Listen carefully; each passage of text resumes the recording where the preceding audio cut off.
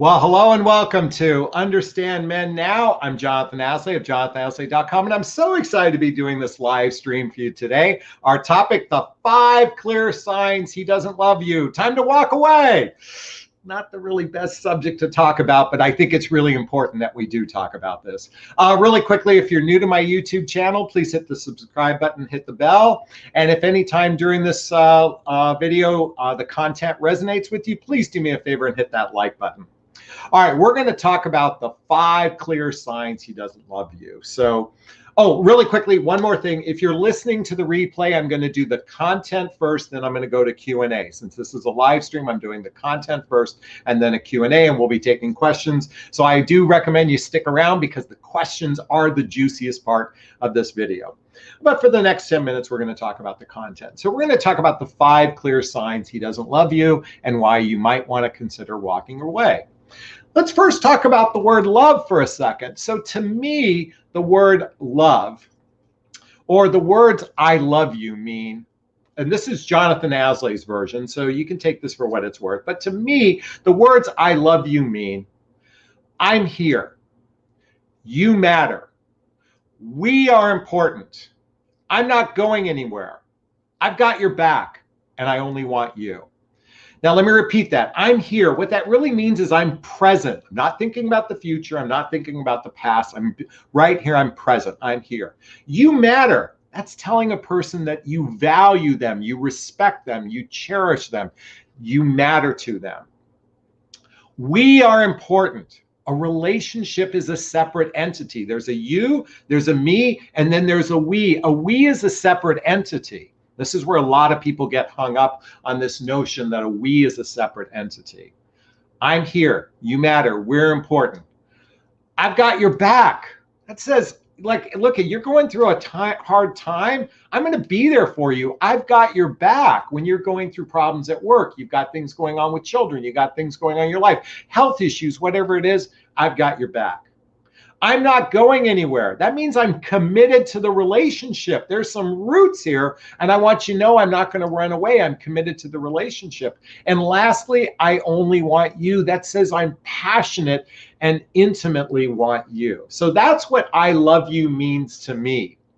So literally by saying this, I hope I've outlined probably an idea of what it should look like or feel like when two people are engaging with the words I love you, okay? And yet, sadly, many people find themselves in a relationship where people aren't present. They don't respect you. They don't see the relationship as a separate entity. They're not fully committed to the relationship. They don't have your back. And there might be some sexual passion, but there's not true intimacy. So that's what we're dealing with. Now, what's interesting to me, and so first off, I'm a dating and relationship coach for women. I specialize in midlife, which is after baby making years and before retirement. That's my area of expertise. And most women come to me with a problem in their relationship. Most women that come to me either are single and looking for love. That's like my sweet spot, is to help you find those great guys. Or most of the time, they come to me with a problem in the relationship, and they're hoping that I can change the guy. I want you to think about that. I get on the phone with a woman, they tell me about the guy, and they're like, how can you change the guy, Jonathan? I'm like, well, I'm not on the phone with him. I'm on the phone with you. But what's so interesting is many times during a coaching session, I will ask a client, if your daughter was in this kind of relationship, what would you do? What would you do? What advice would you give your daughter? And a woman will start to share what the advice they'd give, which is usually walk away, and yet they can't do it for themselves. So isn't it fascinating?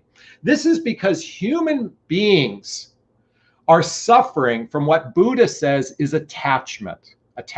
Buddha says, the Buddhist philosophy says all suffering comes from attachment to an outcome. And this is why so many people are suffering today, because many human beings give their power away to someone else. We literally are sucking on the nipple of, I need you to love me so I can feel good about myself, because I don't feel good about myself. So I need you to love me so I can feel good about myself. I'm here to say, When you start to love yourself, you don't need that from someone else. You can actually join in on partnership with someone else when you begin to do the work of self-love. And if you're not, this is your first time watching my videos, this is my book called What the Heck is Self-Love Anyway? It's a journey of personal development, self-help, and spiritual work. There's the back cover. Personal development, self-help, and spiritual work, so you can begin that journey of loving on yourself, so you don't need someone to love you, so you can feel good about yourself. Are you with me? I hope so. And by the way, there's a link in the description for my book, my recommended books, my podcast, and some other things. So this is what we're faced with as human beings. In fact, most people are suffering on the inside. I'm not good enough. I'm not lovable. I'm not likable. So if you found yourself in one of these situations where you're in a relationship with something that I'm about to share in a moment, I want to just give you some perspective and ask yourself, if you're giving advice to someone else, I want you to start taking your own advice. Can you do that? And that requires a level of discipline, because this whole passing the buck or expecting something easy is so common today, especially here in the United States. We want to take a pill to lose weight. We want to have a 1-hour coaching session and all our problems are solved. And I'm here to say people will spend more time brushing their teeth every day than working on their stuff. Human beings will spend more time brushing their teeth every day than working on their emotional well-being. You'll do your hair, you'll take a shower, you'll brush your teeth, you'll spend more time in self-care for your body than your emotional care. And I'm putting my heart and my head together. That's why it's an invitation to do the work, and that's what I'm suggesting for everyone. So let's jump into those 5 things, 5 clear signs not into you, or he doesn't love you, and that you should walk away. Okay, number 1. He gets defensive at you if you talk about the future. He gets a defensive at you if you start talking about a future together. Now, look, if this is the first, second, or third date, I don't think you should be talking about the future yet, because you don't know each other. But if 2 people have invested 100 hours of face-to-face time and they begin a regular sexual practice of being together, it is very natural to want to talk about the idea of building a relationship with someone. And if a person gets defensive or even stonewalls, and stonewall means they just avoid it, okay, if they get defensive or avoid it, that's a clear sign that they're not loving on you, okay? Remember I said, I'm here, you matter, we're important, I'm not going anywhere, I've got your back and I only want you, okay? So when someone gets defensive or stalls talking about the future, that's not a good sign, because men who are genuinely in love progress the relationship forward. They want to progress the relationship forward. That's what love is all about. Now, I should pause for a second and say, I know many of you have been in relationship with men you thought loved you, but what you might have been experiencing is that they have deep care for you, but not that next level of love. I'm going to repeat that. Many men can have deep care for another human being. Many women can have deep care for another human being, but it takes something more. It takes something more to recognize that we and all the things I shared. So when people say the words, I love you, so cavalierly, it saddens me. It saddens me. So I'm here to say a good sign that he doesn't love you is he gets defensive if you talk about the future. Number 2. He doesn't think about your needs. He doesn't think about your needs. So let me give you an example of something that happened in one of my relationships.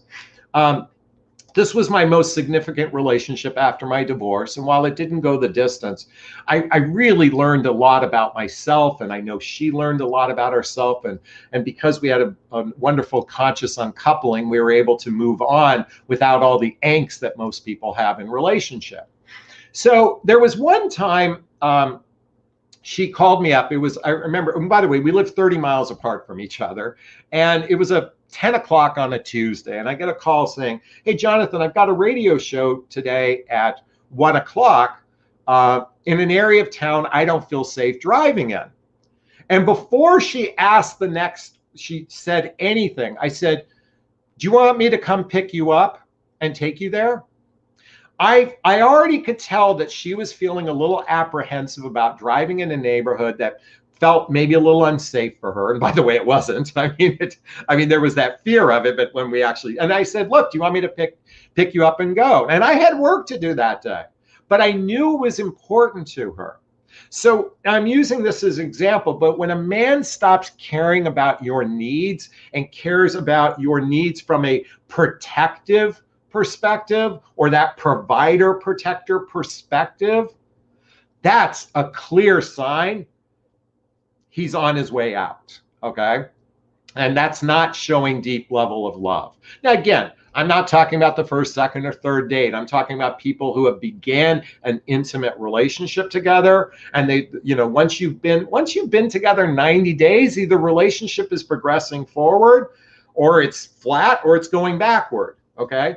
But a man who genuinely loves you is going to lean into your feelings and your needs, wants, and desires. And a man who's not is going to go the other direction. I know this is rather obvious, and yet so many times I'm working with a client, and this is a perfect example where a man didn't step into her needs. And she's like, well, but how do I change him? How do I change him?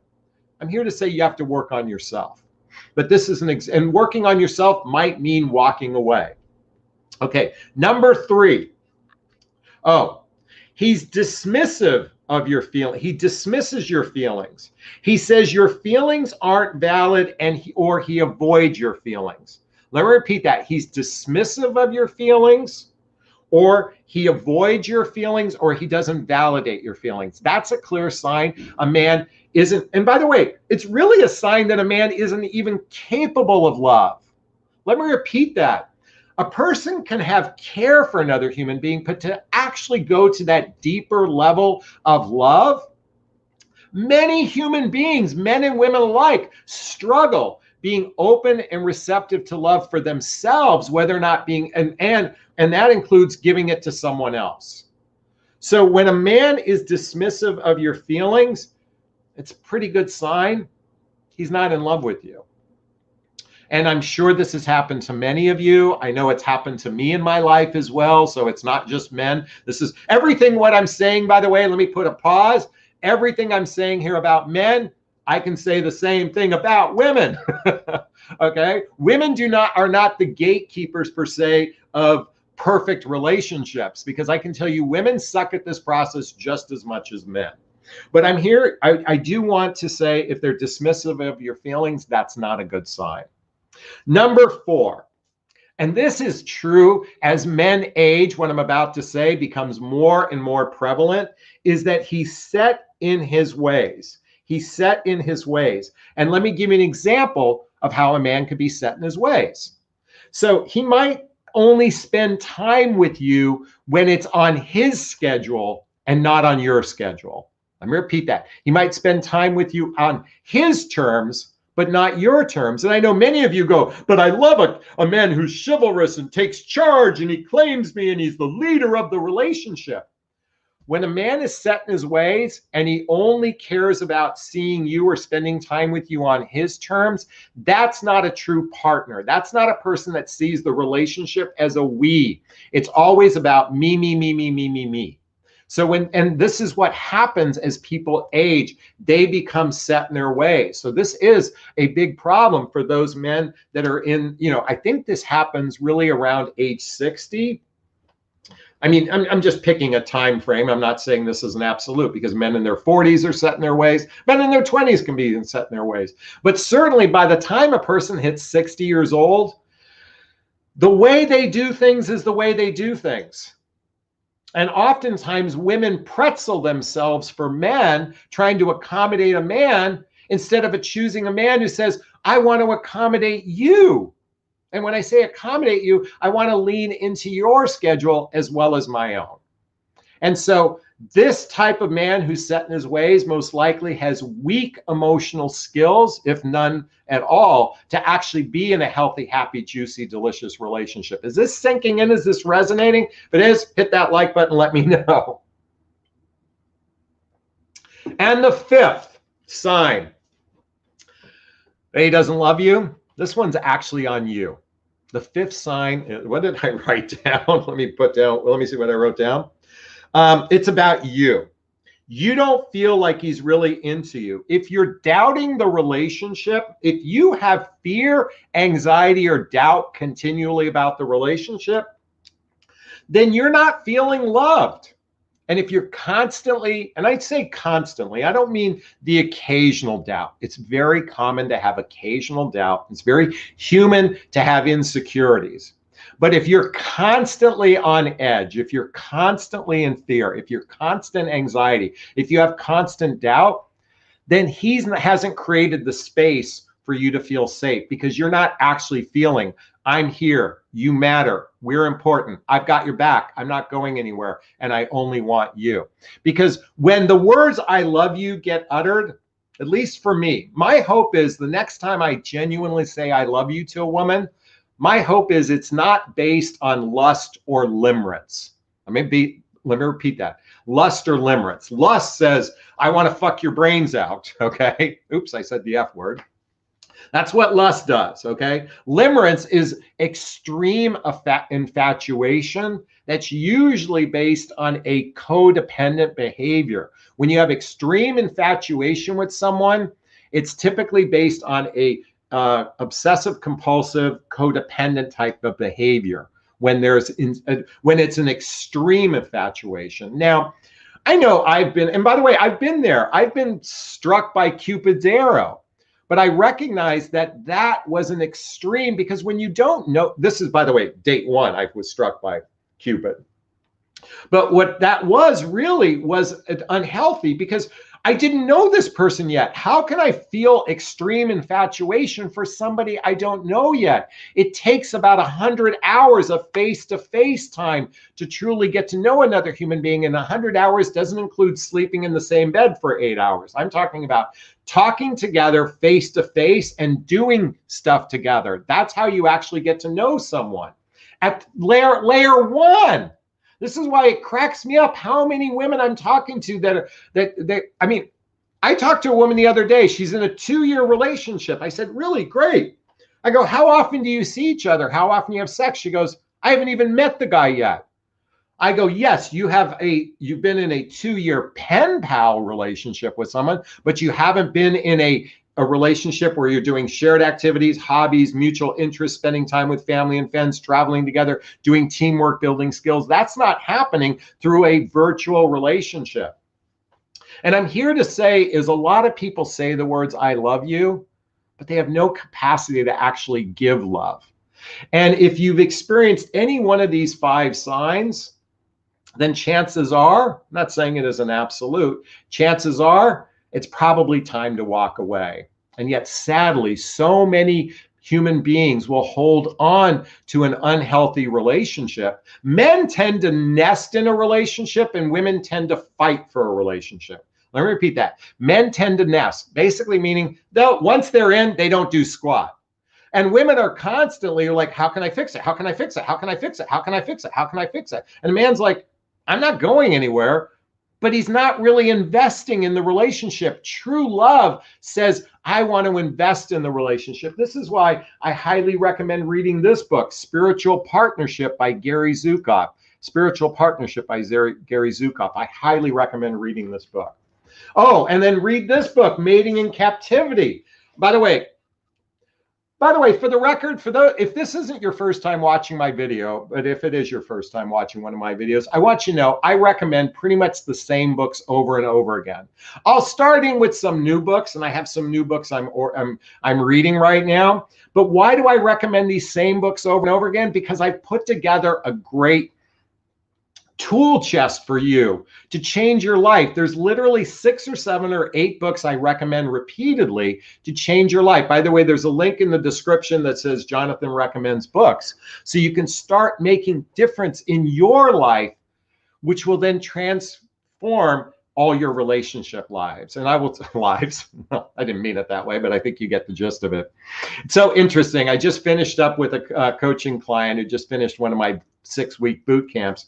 And she said to me, Jonathan, I can't believe This wasn't about me understanding men. This was really about me understanding myself. I can't begin to tell you how much value I got out of this experience working with you. And now I feel much better prepared to fall in love because now I know how to choose the right guy instead of doing what the definition of insanity is, doing the same thing over and over again and expecting different results. So if you're looking for a new way of doing things, check out a link to a free discovery call with me to see if working with a coach is right for you. All right, I think this is a great time to start our Q&A. So if you have a question, post the word question, then write the question. We'll go through that. Purchase a super sticker or a super chat and post the question in there. Okay, and by the way, all the money I get from super chats and super stickers is helping me build a foundation for my son Connor, who passed away. That's a picture of Connor right there, and that's a picture of him right there. For those who don't know, I lost my 19-year-old son a few years ago to an accident, and my goal is to actually build a foundation. So all the super chat money and goes to that. But don't give me some big sum, okay? Just keep it small, okay? Because YouTube gets a chunk of it. Anyway, if you want to purchase that to post a question, that helps as well. Okay, let's see if we've got some questions here. All right, if you write the word question, here we go. Leanne wrote a question. Leanne Marks. Linnae, oh God. Linnae Marks. God, I am terrible, folks. I am so terrible with names. Please forgive me. Okay, question. He has become conflicted and rang me this morning and dumped me because he told me the kids he was leaving because, wait, let me read this again slowly. He has become conflicted and rang me this morning and dumped me because he told the kids he was leaving and they were crying. This is the third time has done to me. Okay, so when someone writes a question, actually pose what the question is. So what you've done here, by the way, this is a perfect example. I want to illustrate something, ladies. A question usually ends with a question mark. So what you've done here, Lynn Ann, is you've given me a statement. Now I can address the statement, but I guess what I want to know is, what do you want to know? Now, from what I'm reading from this is, that seems like a very passive aggressive type of behavior or a very unkind, unloving behavior. So I can definitely understand that's what he's done, and it's done third time. The question is, what are you going to do for yourself? That's the really most important question every single time any one of you is faced with a problem. Ladies, stop focusing on what the guy should do. I want to invite you to tell me, what are you willing to do for yourself? I'm going to repeat that. What are you willing to do for yourself based on what you've just shared? And then there's a conversation that can happen based on what you share. So that's my invitation for you based on that question. I hope that helps, but that's my interpretation of that one. All right. Let's go above here. Okay, here we have a question from Joy. If the relationship is new and he keeps leaving it up to me to say when I'm free, stay or go, he's the man. Should he ask? No. Okay. All right. Ladies, basically, I'm going to make up some percentages here just to illustrate a point. 20% of men are ridiculously controlling. So they're going to want everything their way. Remember I said about the men set in their ways? I'm making up the percentage just to illustrate a point. 20% are ridiculously controlling. Another 20% men do take charge, okay? Then there's another 20% of men that are kind of even keel. They want to hear what you have to say and they're willing to inject as well. And then there's another 20% of men who actually appreciate when a woman takes a little bit of leadership. Doesn't necessarily make these guys bad. It doesn't make them bait or anything. They just like that the woman takes charge. And then there's another 20% of men who are absolutely, God, I'm spitting, absolutely passive, beta, and they're afraid of their own shadow. So remember I said there's the controlling on one end, then there's the beta, passive, afraid of their own shadow on the other end. Most everybody's somewhere in between. So going back to this question, Joy, my question for you is, what do you want to do about this? In fact, that'll probably be the theme of this live today is to come back to you and say, what do you want to do about this? Okay. I'm here to say you can certainly, by the way, I like to think when women have more control in the relationship, I think they have a better experience. Just like my mom and my dad, and I've joked about this before, and my father was not a passive human being. In fact, he was probably more the leader. But my mom was in charge of the relationship. She set the tone. And my dad said, okay, because he believed happy wife, happy life. I'm not subscribing to that, but that's just the way he subscribed to it. I'm a believer of co-creating a relationship, to do a relationship on a two-lane street, This is why I highly recommend reading this book. If the Buddha dated, it takes out the gender expectations. It takes out the gender, the societal and gender crap that sets us up for failure in relationship. If you want to change your life and really explore a spiritual relationship, then read If the Buddha Dated. I hope that helps you, Joy. Okay. Yashina, blah, blah, blah. I'm sorry I butchered your name. Ladies, stop looking for someone else and focus on yourself. Give to yourself and you'll be surprised how much happier you'll be. I've been single now for over a year and so much happier, not being abused. Okay. I am a full believer of doing inner work to heal on oneself. It's why I wrote the book, What the Heck is Self-Love Anyway? Now, I do believe that a person can be happy and they can be single at the same time. I think what concerns me about what's written here is sometimes people operate, I'm happy being single. I'm happy being single. I think there's a big difference between saying I'm happy and I'm single versus I'm happy being single. Now, listen, I'm not here to judge. People can choose not to choose romantic relationships, but I'm a sucker for love. Why am I so passionate about what I do? Because I'm actually a junkie for love. I'm a junkie for love. And what I mean by that is romantic love. I mean, within reason, I'm a junkie for it. But why I'm sharing this with you and why I think this is so important is I'm a believer that we should be mated. I do believe that. Not everyone has to be that. That's just my belief. But I want to just caution people, anyone that operates, I'm happier being single versus I'm happy and I happen to be single. That's just my interpretation of this one. I hope it helped. All right, let's keep going here. By the way, I want to say hi to Shannon and Bridge and Leaf and Carolyn. This topic is pretty heated here right now. Jonathan, it's like you were listening. Thank you. I'm not paying attention to the chat box. But again, if you have a question, post the word question and then write the question after. So let's scroll through here again. And I'll get to Kelly's question in a second. All right. Colleen writes, how do I work through the anger that sometimes grips me as I move on? So my area of expertise is not anger management. My area of expertise is to ask myself, whenever I'm struggling with something. First, whenever I'm struggling with something, the first thing I do is the Hawaiian forgiveness prayer. The Hawaiian forgiveness prayer, also known as the Ho'oponopono. And the forgiveness prayer goes like this. I love you. I'm sorry. Please forgive me. Thank you. I love you. I'm sorry. Please forgive me. Thank you. I love you. I'm sorry. Please forgive me. Thank you.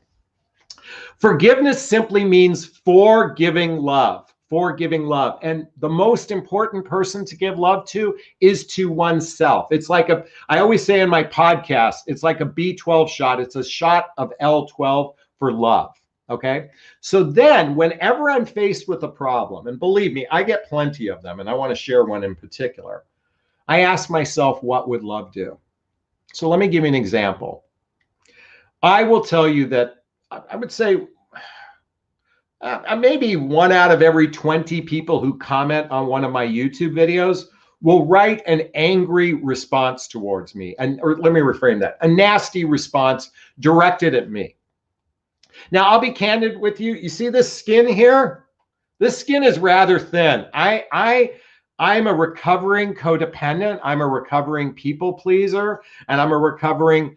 I have to be liked by everybody. So I have very thin skin, and it's very challenging for me to get criticism because it actually activates the little kid inside of me that doesn't think I'm good enough, I'm lovable, and I'm not likable. And worst of all, it triggers my I'm not smart wound. Now, I recognize that when someone writes a nasty response towards me, my first reaction is to get angry.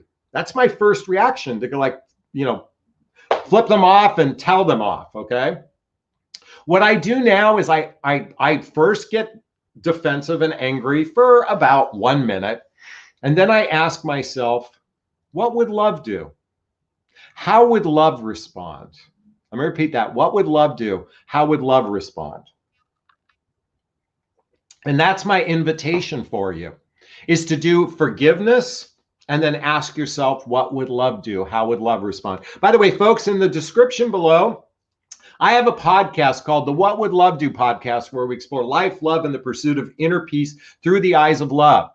My invitation, by the way, I do the same titles that I do on YouTube, but then I turn it into the love piece. And that's my invitation for you. At least that's what I do. And if you're not ready for it, then take a baseball bat, go into the bedroom, grab a pillow, beat the shit out of the pillow for a while, let that anger out, let the rage out, let it do an emotional release work, and then try what would love do and how would love respond. Colleen, I hope that helps. Okay. Question. You heard from Doug in Atlanta lately. Haha. I have a evening, Jonathan, and thanks so much for what you do. Thanks, Kim. I appreciate that. No, I haven't heard from Doug. Or I did. He was on last Monday night, so he'll probably show up a little bit later. All right, Grace writes.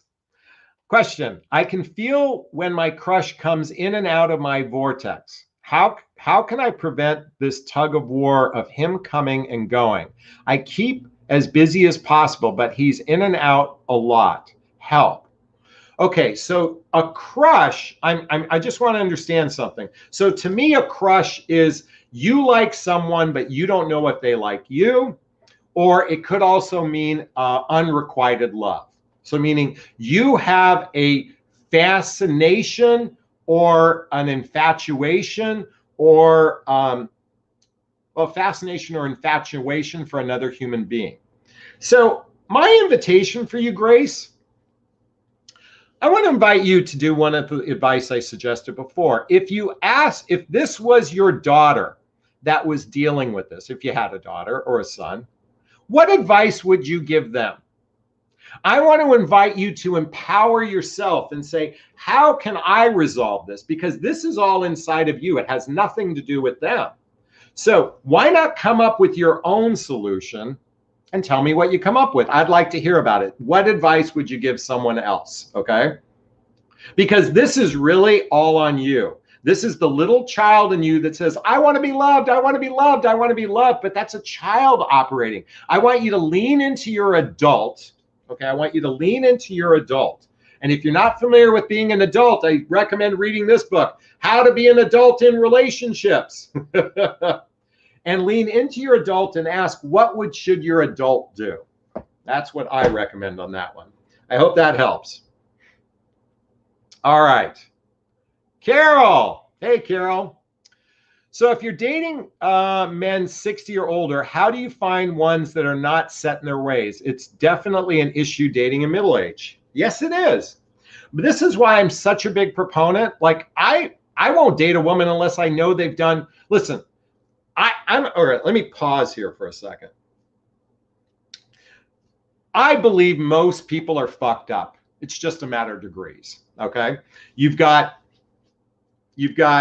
Gandhi and Mother Teresa on one end of the spectrum, and you've got Jeffrey Dahmer and Lizzie Borden on the other end of the spectrum. Most everybody is in between. And I believe most people do very little emotional healing on their emotional wounds and traumas. Okay, that's just what I believe.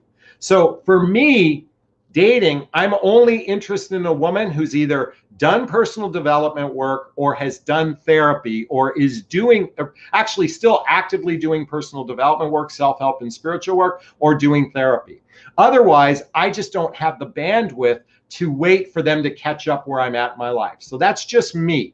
So going back to your question, I would try to focus on men that have done some therapy. And I don't mean they went to a therapist because they went there during a divorce. I mean, they're actually actively working on healing themselves, or at least doing some personal development, self-help work. Because if they're not, most likely they're very set in their ways.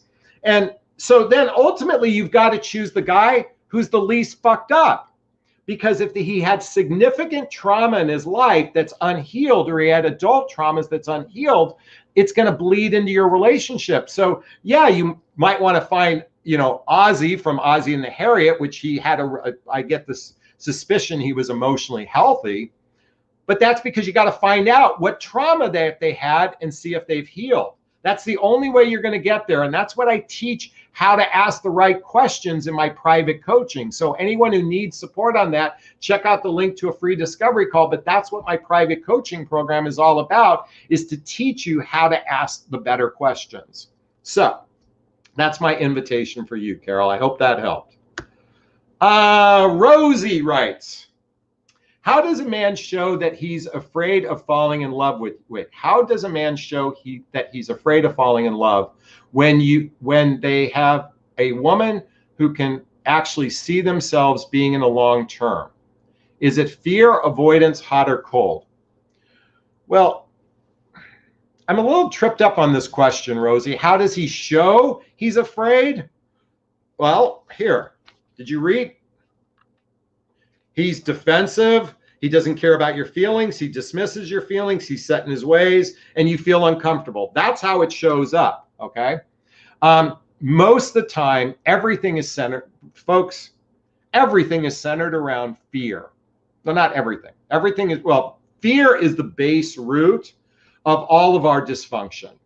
Not feeling safe. And it manifests itself in either victim consciousness or entitled righteous behavior. Let me repeat that. It operates in victim consciousness or righteous entitled behavior. Okay, righteous entitled behavior is it's my way or the highway. That's that righteous behavior. Victim consciousness is they're always blaming someone else for their problems. So that's how it shows up. Most everything is based on fear.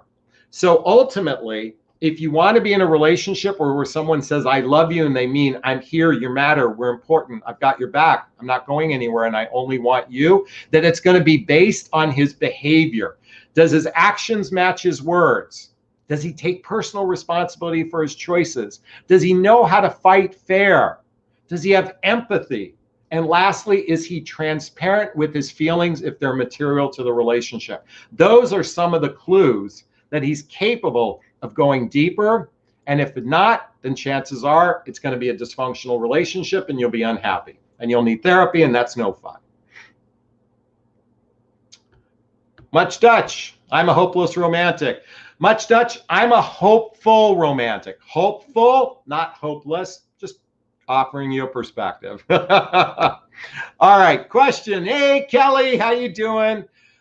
If a guy doesn't ask you a question about your day or even your life or family or personal history, does that mean he's not truly interested in you from a heart-centered level? That's interesting because she added a heart-centered level. The answer is yes, from a heart-centered level. The only time in the beginning stages of dating, it's very uncomfortable because most of the time today we're meeting strangers. I'm going to repeat that. Most of the time we're meeting strangers. The reality is 90% of most first dates that are happening these days is happening with a total stranger. You know nothing about them. You barely know anything about them. And that includes people that are Facebook friends, you know. You barely know anything about them. And when we don't know about a person, we don't feel safe to be vulnerable. Repeat that. We don't feel safe to be vulnerable. And this is one of the challenges in the beginning stages of dating is people are afraid. Men are afraid. Women are afraid to open up because look at, I've been divorced. I was in a significant relationship, didn't work out. I had a bunch of dates that never went anywhere, short-lived relationships.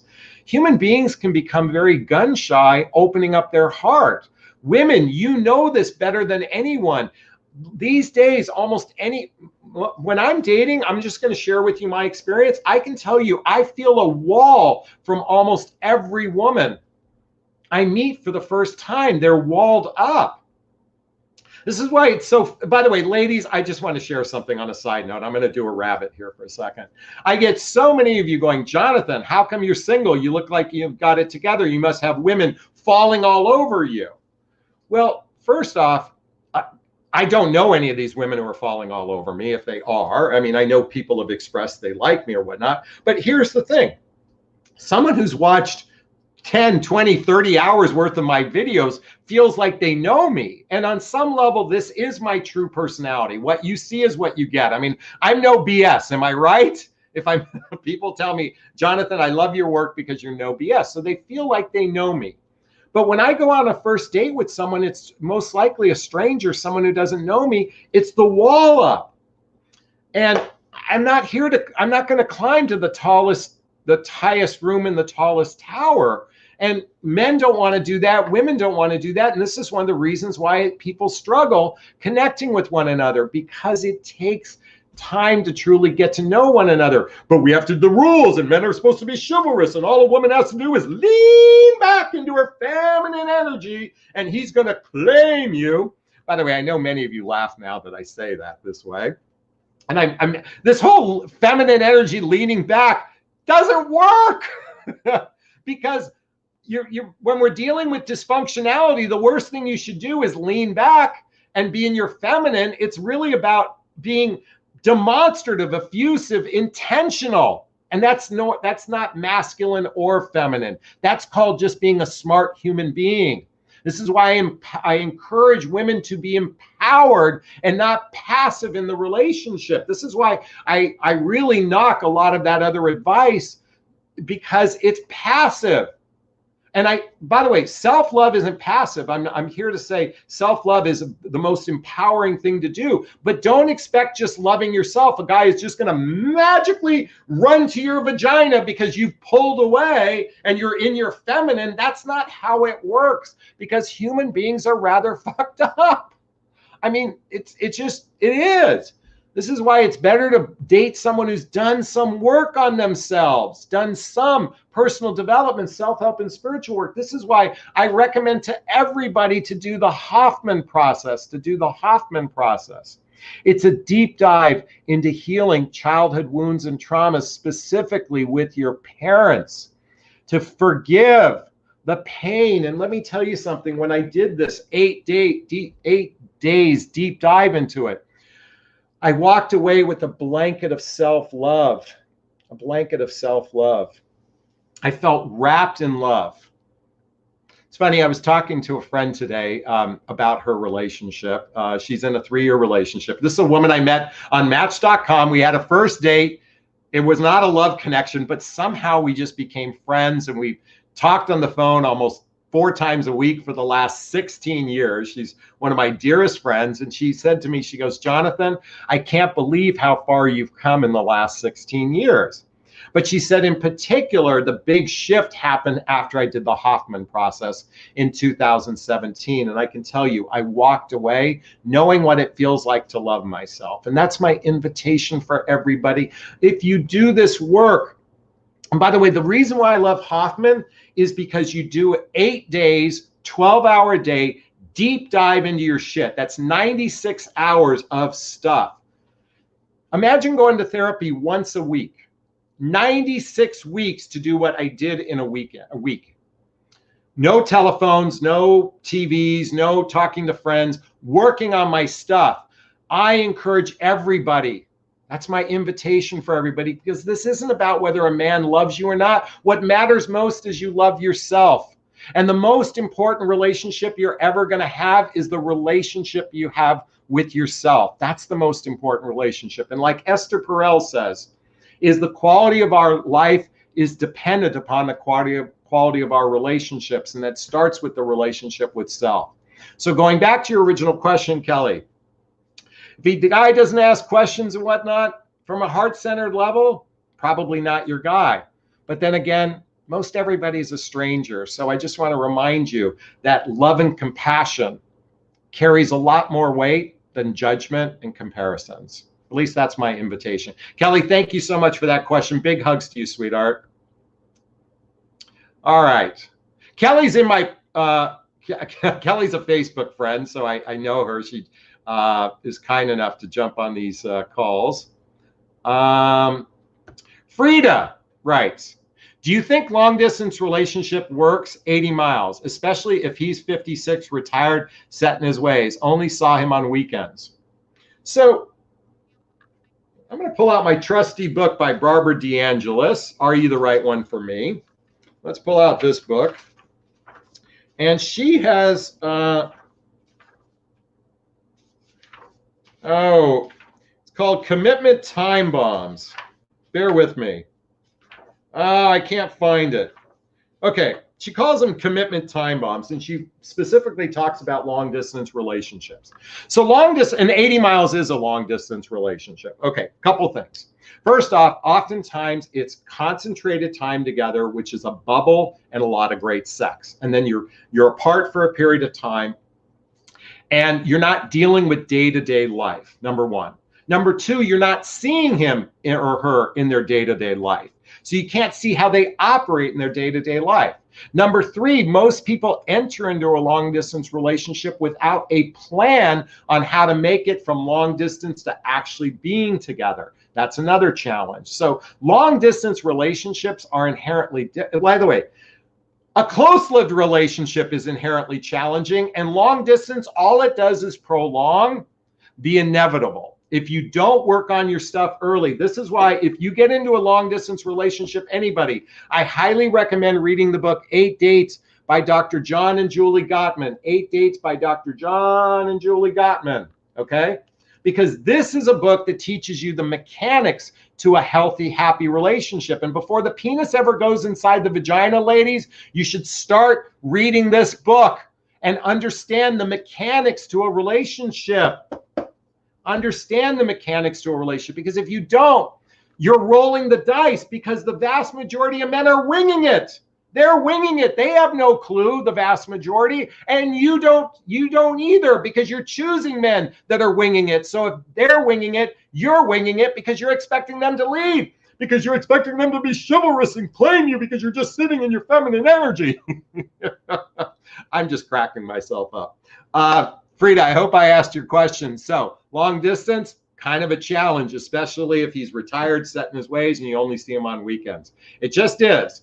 So what's the definition of insanity? Hoping magic fairy dust is going to change your outcome. So why don't you change your outcome by learning how to understand how a healthy, happy relationship works? That's my invitation for you. All right, let's see. Claire, I love when you lean back. Thank you. All right, Jonathan, you are a relationship person. I'm following right now. Thank you. Thank you, Jane. Is anyone getting buffering 3 times already for length of time? I'm sorry. Is my video not working properly? Is the audio off? Please let me know. I'm sorry about that. Okay. All right. Question. Oh, from Grace again. I'm not passive lady. I'm not afraid to be myself. I truly love me and have not slept with any of these men. Why do men run from celibacy and not give the relationship more time? That's a great question. Why do men run from celibacy? Why don't they get more time? Because we're biologically driven to have sex. Let's get real. Grace, let me ask you a question. What's the one thing on a man's mind on a first date? Bump, bump, bump. Can I get laid? That's what's on the most men's mind, okay? We're not walking around going, I want to be in a relationship. I want to be in a relationship. I mean, guys don't dance like that, okay? Now, I want to be in a relationship, and I'm crystal clear on that. And there are plenty of men like me. Not all men are like me. But I still want to get laid on a first date. I'm a guy. So why do guys do that? And why don't guys wait? Okay, that's another question. Now, many people who have a religious background, certainly Christians, many people will wait for marriage to be intimate with their partner. So there are plenty of men that do that. I certainly would probably choose men who already operate that way, if that's what you want. But the question why? By the way, I'm a human being. I want sex. Do I want sex on a first date? Do I want it? Yes. Do I expect it? No. But do I want it? Yeah, I'm human. So just understand that's human. So the question is, what would love do? Love understands that's the way some human operates. There's no need to judge it. It's just what is. What's most important is you asking better questions in the beginning, because you said you're a smart, strong, confident, non-passive woman. So just ask those questions in the beginning and choose someone who's aligned to who you are and what you want. By the way, my Moscow Mule, for everyone, not for everyone, it's mine. All right. Let's see. Self-picture right. How to get over a relationship with a younger man. I'm 34, he's 24. Great potential. We're dating for 6 months and I'm done, but I miss out time. Because he was the best man I've ever had. Well, we were dating for 6 months and I'm done. So you contradict yourself. I'm done, but then you miss him. So which is it? Here's my belief. You know, by the way, I know lots of people that were in their 40s, that women who were 41 dated men that were 20, or married men that were 25. I know plenty of relationships where the age gap could be as much as 19 years. So there's nothing wrong with dating someone younger. It just requires being on the same page. That's all. So, but you seem done, and I'm sorry that that happened. You know, and I don't know the details of it, but I just want you to know there's nothing wrong with a younger person. Either way. Okay. Kate writes, I read the book a long time ago. One of my favorite activities was reading and wanting and was writing and want ad for a relationship. Her examples were awesome, using codependency and unhealthy habits. I think you're talking about this book. Great book. Are You the One for Me? So thank you. I agree. Hold on a second.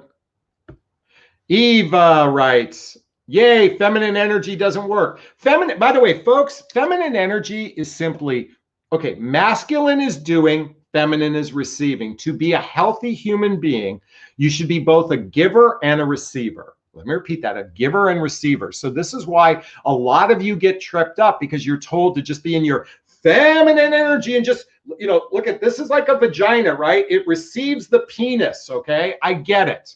But in a relationship, it's a two-lane street. You're both giving and receiving, receiving and giving, giving and receiving. That's why if you really want to change this stupid fucking narrative about men and women, read this book, If the Buddha Dated. I swear to you, it will change your life, and you will actually find out that you will appreciate men so much better, and men will appreciate women so much better if we take out the stupid gender rhetoric, especially with this rhetoric around masculine and feminine energy, because a healthy human being is a combination of both.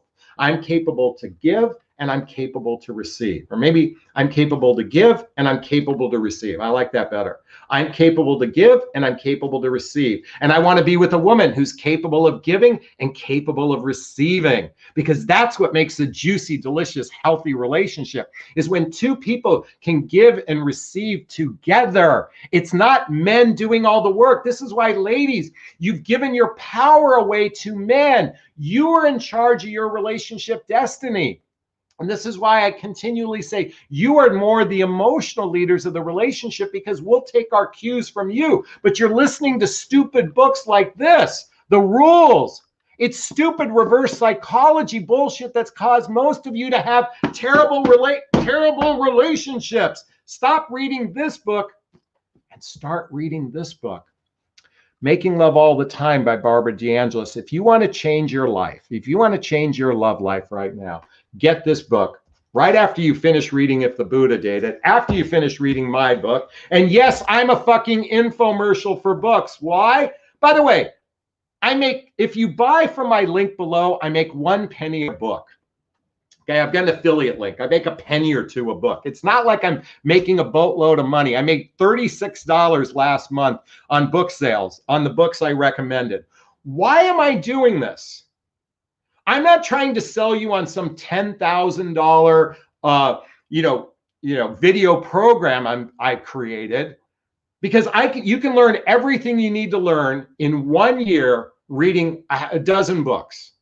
And reading 1 book a month. In 1 year, you can change your life. If you're not willing to invest 1 year to change your life by reading these books, then you have no business being in a relationship, because you're just going to be doing the same things over and over again and expecting different results. And I scream at the top of my lungs, and I curse, and I use some vulgarity just to wake people up. Plus, I'd like to think it's a little bit entertaining as well. I laugh at myself all the time when I shoot these videos. By the way, there's another book I highly recommend. You want to change your life? Read Marianne Williamson's book, Return to Love. Oh my God. She is fantastic. And by the way, you can watch videos. You don't have to read the books. You can get audios. You can get Kindle. You can change your life. And that's my invitation for every one of you. Because this isn't about whether or not a man loves you. It matters more that you love yourself. And sadly, women in particular give their power away to men. Part of it is because we've been set up traditionally from a patriarchal society that men are the leaders of the relationship and they can do whatever they want and you have to be subservient. And I'm here to say, fuck that bullshit. You do not have to be subservient to a man. I want you to be an empowered individual, stepping into your empowerment. But it starts by working on yourself. This is why I recommend these books over and over again, and why I knock the books like The Rules and others. Is this sinking in? Is this resonating? Please hit that like button and let me know. All right. Oh, okay. A writes, what do you think about a guy who doesn't address his girlfriend by name in 2 months, or daily dating and planning a future together? What do I think about a guy? So this is an interesting question. So some people have a hard time saying a person's name in a relationship. I was in a relationship with a woman. She called me sweetheart. She called me babe, but she rarely called me by my name. And I noticed that right from the beginning, and I picked up on that. Now, some people just have a hard time and they just have a natural affinity to say sweetheart, babe, that sort of thing. Just some people are wired that way. But if a person isn't capable of saying their name, it's possible that they had a trauma in their life associated with their own name. They had a trauma in their life associated with their own name. In fact, every one of us, I bet you as I'm about to share, you can relate to what I'm about to say. But growing up, how many times did you hear your name?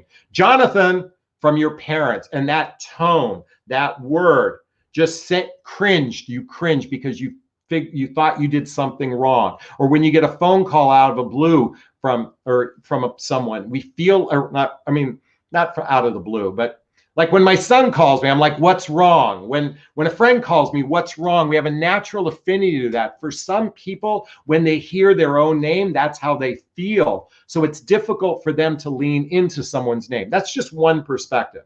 Now, as far as not planning a future together, look, the first 90 days of dating, that's not the time to plan a future. In fact, I wouldn't talk about the future. But if you've gotten into about 9 months into the relationship and it isn't progressing to some sort of roots to long-term commitment, that can be problematic. And that's because most people are actually afraid of love. Men and women alike are afraid of deeper intimacy. So they're hold on, I gotta take a drink. They're capable of doing, some people are capable of just desiring connection and sex, but they're incapable of going to deeper intimacy. I repeat that, they're incapable of going to deeper intimacy because a relationship comes with a fair amount of emotional responsibility. And this is where I know I had this happen to me. I dated a woman, connection, sex, but I couldn't go the next level because I couldn't emotionally go to the next level. It took a lot of work. It took all this work that I've talked about for me to be, and I only am sharing my perspective just as a backdrop to give you some context. Is it took me a lot of day-to-day work to be open and receptive to love. And I had a fairly average childhood with its fair share of traumas and issues. I had a fair share of adult traumas and issues, pretty much average. And I'm pretty fucked up. I've got issues. You know, it's interesting to me. I'm going to show you a picture of an iceberg. A lot of you see the surface of a human being, but until you know this part of who they are, you're only dealing with the top portion. And this is where a lot of people get tripped up because they get amped up on chemistry. Oh my God, we have so much chemistry. Or you're amped up on attachment or the imago. And if you're not familiar with these two books, I highly recommend checking out Attached and Getting the Love You Want by Amir Levine. A lot of people think they're in love when they're simply in attachment or reliving a childhood trauma through a person. So I hope by bringing this to your attention over and over again in these videos, I basically have the same narrative to basically invite you to do work on yourself. Because as I said before, it's not about whether or not a man loves you. What matters most is you love yourself. That you love yourself. Can you make that deal for me? Do me a favor, post a comment, say, I'm going to focus on my self-love. And I'm going to choose a partner who does the same. Let me repeat that. And by the way, self-love simply means, here, I want to read you a chapter in my book. Okay, just really quickly. This is what's called a note on the title of my book. It says, if you're like me, you might have turned out or rejected the idea of whenever you hear someone say you have to love yourself. And you might even say, what the heck does that mean? Unfortunately, loving yourself can be so foreign of a concept, and yet it might also be the very thing that changes your life for the better. Self-love is our capacity to feed our spirit, to fill our love cup, to fill our inner peace. We just need to tap into it. But how? How the heck do we do that?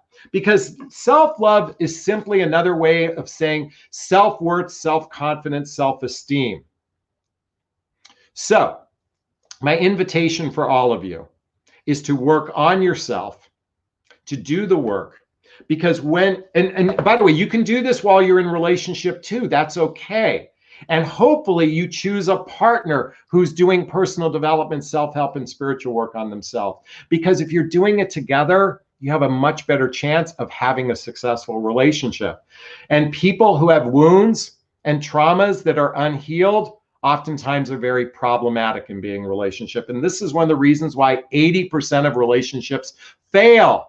80% of relationships fail because they are not working on themselves. So instead of focusing on brushing your teeth, getting a shower, putting makeup on, how about spending a half-hour a day to nurture your soul, your spirit, your inner self?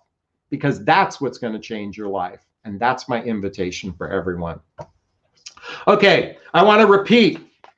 The 5 clear signs he doesn't love you. He gets defensive at you if you talk about the future. He doesn't think about your needs. He dismisses your feelings. He's set in his ways. And lastly, if you're feeling doubt in the relationship, constant doubt that he's not into you, then there's a good chance that he doesn't love you. And remember, in my world, I love you means I'm here.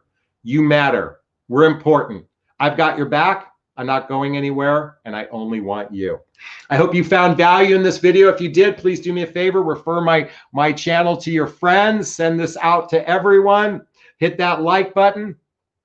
And I'm going to wrap up this video as I always do. First off, giving myself a big, gigantic Jonathan Bear hug of self-love. I'm going to reach into the camera and give you a hug of love if that's okay. I'm going to ask you to turn to someone or a pet or a teddy bear or pillow and give it or them a hug of love. Because hugs are a great source of love. And let's face it, we could all use more love in our lives. Thanks a bunch, and wishing you a super duper wonderful evening. Bye-bye now. And I want to say goodbye to everyone that's on the chat. Sarah, Kate, Frida, Much Dutch, Joy, Tina Lee, Sharon Hacker, Keza, Raquel, Grace, Kelly, Olada, Bridge, VLAN, Sharon. Thank you all so much for being on. I hope you have a fantastic evening. Bye-bye now.